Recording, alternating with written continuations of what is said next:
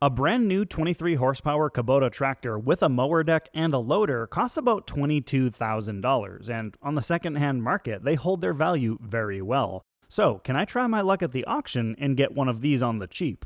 And this is what I purchased. It's a 19-year-old Kubota BX2350, and there's no other way of putting this. It might need an engine rebuild, but we don't know yet. I'm told that the engine runs, but it starts hard, so maybe it just needs new glow plugs. And here's the engine in question. It's a Kubota 3-cylinder diesel, and right away I can see the crankcase ventilation hose here. It's not even hooked up. Okay, let's check the oil. Yeah, it's got plenty of oil. And while we're here, let's take a peek at the coolant. That looks pretty normal to me. It's full. Air filter. Oh boy, that is dirty. Look at that. Okay, might as well throw a new one in here while we're at it because this is so dirty.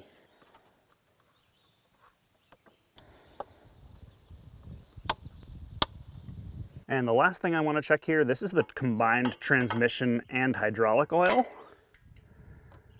And the level looks okay. It might be a little high, but there's oil in there. And of course it didn't even come with a battery, so I picked one up.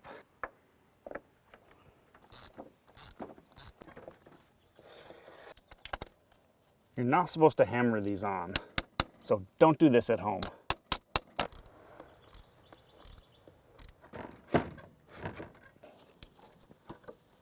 All right, let's try starting this up. I have not tried starting it yet, and I should say it's 87 degrees Fahrenheit out here, and if you're not familiar with Freedom units, it's hot. So if this thing starts hard, it probably has some serious problems. Let's see if the glow plug light comes on.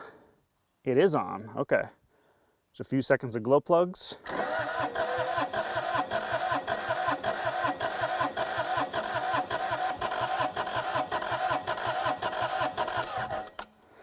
Yeah, the tractor has some serious problems. Do you hear how it sounds so uneven while it's cranking? It kind of sounds like one cylinder might have some serious issues, but maybe the other two are fine. I wonder if it's getting fuel though. All right, let's try some starting fluid. If it starts with this, then that indicates a possible fuel issue.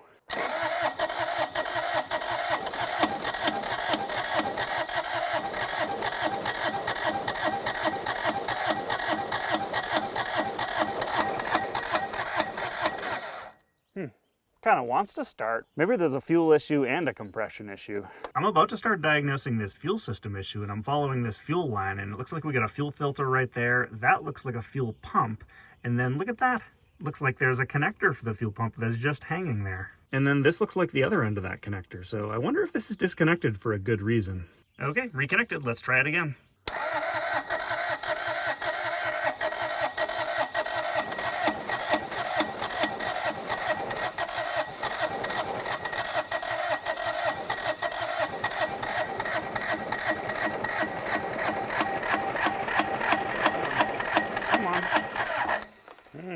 Why is there so much smoke? It's like a dark gray smoke coming out of the exhaust. Well, I think it's safe to say that I've resolved the fuel issue, but it's still not starting, and we're getting this dark gray smoke out of the exhaust now. It kind of seems like someone's been in here trying to diagnose stuff, probably before it went to the auction actually, but these hose clamps are loose, and look at that, that just comes right off. And then I noticed there's a bunch of fuel or something like that leaking over here. And I just noticed under the tractor here, that looks like a mix of water and fuel. Yeah, that smells like fuel. And then these droplets here, I'm guessing that's water. Okay, so let's get this camera in here tight and see if we can figure out where this liquid is coming from. Okay, ignition on. Oh, look at that.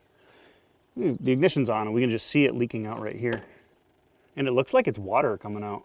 Okay, we're gonna drain the fuel system into this bucket and see what comes out. We'll pinch off this fuel line so it doesn't leak out. Okay. All right, let's turn the ignition on now. Water. Look at that water. It's dirty water too. Oh my goodness. It's starting to look like a little bit of fuel is making it in. Yeah, it's looking like it's mostly fuel at this point. Well, that's a couple gallons of fuel and water, although it's mostly fuel. I am definitely going to take this opportunity to change these fuel filters. These do have directional flow, so you want to make sure you get it the right way.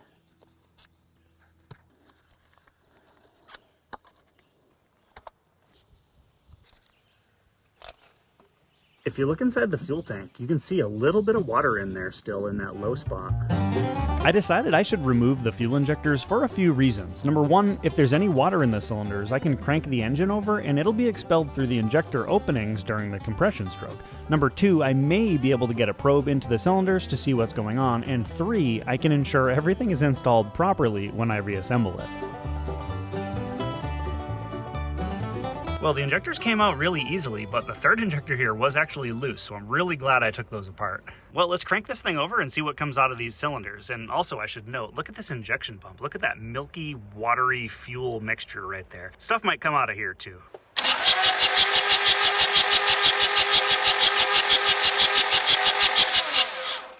A little bit of stuff came out, but not a lot. So I got everything reinstalled properly, and now I want to crank the engine over just so I can hear what it sounds like now that I know that there's not an injector that might be leaking. And I disconnected the fuel pump again because tomorrow I'm going to figure out how to clean out this fuel tank to get the rest of the water out. Okay, it sounds about the same. Okay, so the fuel tank here, it looks like it's sort of V-shaped and it goes underneath the whole back of the tractor, underneath the seat, and it looks a little tricky to remove. It looks like there's a little bit of a low spot here where the water's pooling, so I think I might be able to just blow that out with some compressed air. And then I have the middle fuel filter unplugged there, and it'll drain into that drain pan.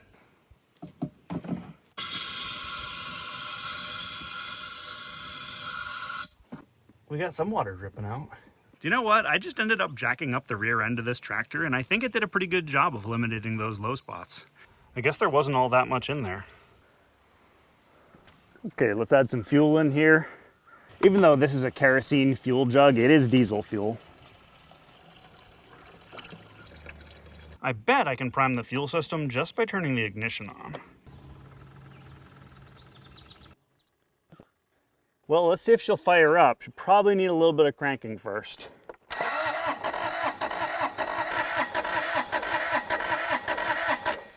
Started to get a little bit of smoke out of the exhaust.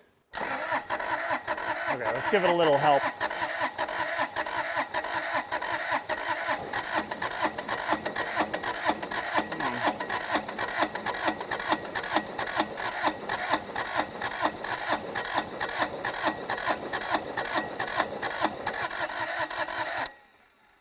Well, if it's not starting with starting fluid, it's not going to start.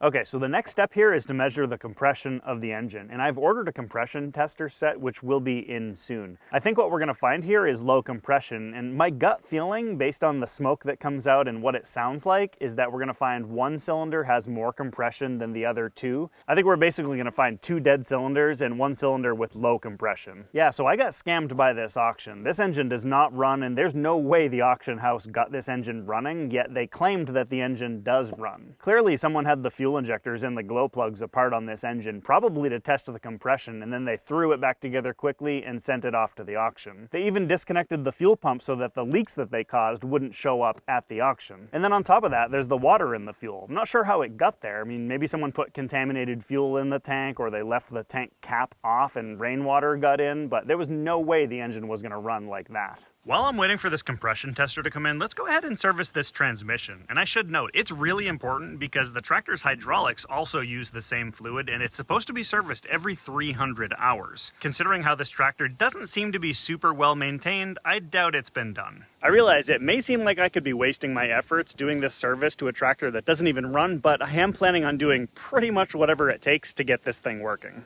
All right, so the drain plug is right there, and there should be 3.1 gallons of fluid. If there's any water in there, that should come out first. Hopefully there's not any water in the system. I didn't see any water, so that's good.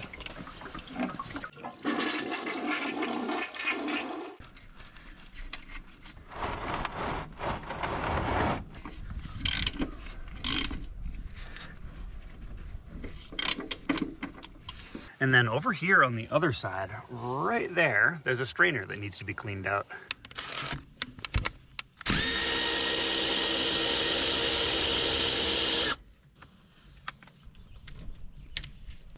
Oh, there it is. Oh, that's dirty. Oh, that's gross. Look at how gross that is. A little bit of brake clean and compressed air and it's good to go.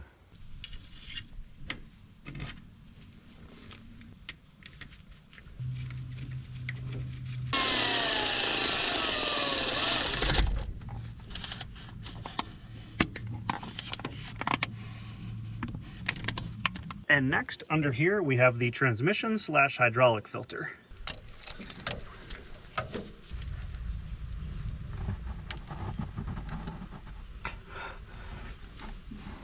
Oh, got it.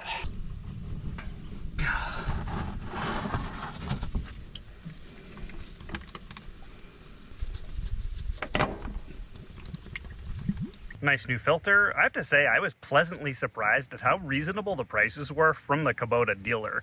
But then again, maybe I'm just used to Land Rover and Mercedes dealers. Let's just throw a little bit of this used oil on the seal here. Whoop. Try to do this one-handed. At this point, it says to tighten it half a turn after it contacts the surface, which is about that much. Yeah, I really do not like the look of this filter. I wonder if it's ever been changed. And I'm gonna fill it up with Kubota Super UDT fluid.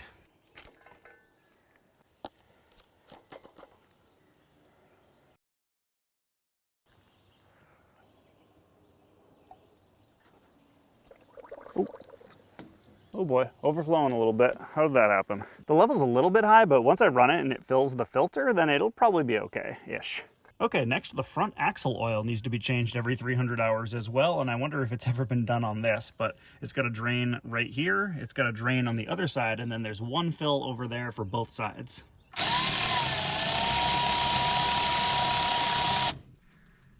Oh, that looks nasty. Okay, I just removed the fill plug.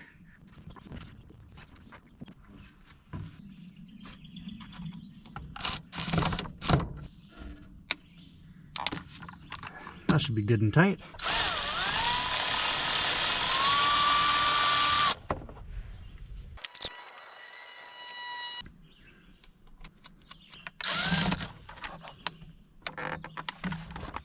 They say it takes 5 quarts of fluid, but we have a little dipstick here to measure. And they said it's either 80 weight or 90 weight is what it takes.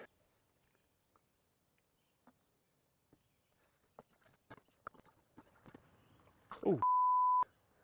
That filled up way quicker than I expected. How did that happen? Yeah, it's a little high. All right, just delivered by UPS, my new compression tester set.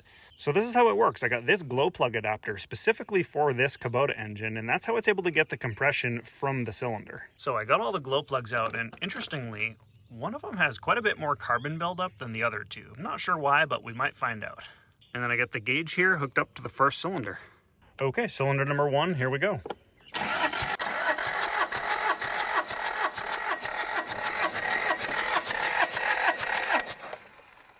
Okay, so that's right around 400 PSI, which is actually within the acceptable limits. I mean, it's a little bit low, but it's acceptable. Cylinder number 2.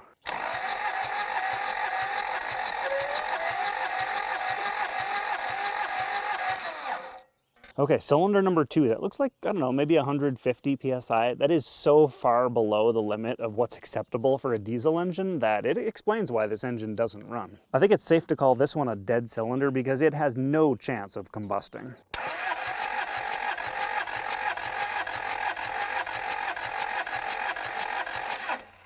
Okay, cylinder number 3 looks like it has about 230 PSI. That's still far below the minimum, so I'd say this is also considered a dead cylinder. From the factory, this engine had a compression of over 500 PSI, and the acceptable lower limit of compression is 370 PSI, so those two bad cylinders are well below that. Now, what's the cause of this compression, though? I can think of 4 things that are probably the main causes of poor compression in engines, and the first that comes to mind is worn piston rings and worn cylinder bores. This is an issue that happens on older engines, and when it does happen, you need a rebuild. Now, the hour meter on this tractor is not readable, so I don't know how many hours are on it, but with that said, I don't think that's the issue here, or at least not the main issue affecting compression, because with worn piston rings, I would expect it to more evenly affect all the cylinders. The second thing is that the timing could be off, but we can rule that out immediately on this engine because it would evenly affect all the cylinders. Number 3, compression issues could be caused by valves that aren't sealing, but it just doesn't really seem likely on this engine. And the fourth thing is a bad head gasket. And the more I think about it, the more I think this is the issue that I would put my money on. Bad head gaskets typically cause one or more cylinders to have compression issues, and it usually doesn't affect all the cylinders evenly. Now, unfortunately, the main cause of a bad head gasket is when the engine overheats. And what happens when the engine overheats is the cylinder head warps, and sometimes if it's bad enough, even the engine block warps.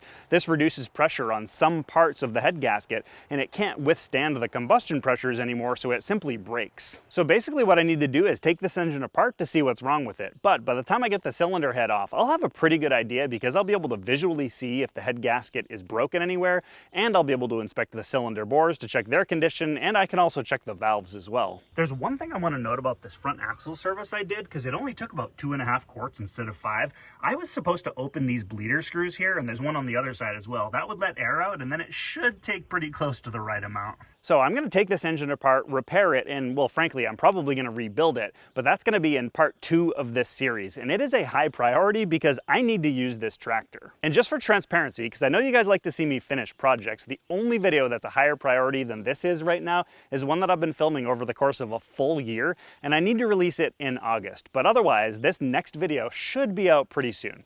Thank you guys so much for watching, and we'll see you in part 2.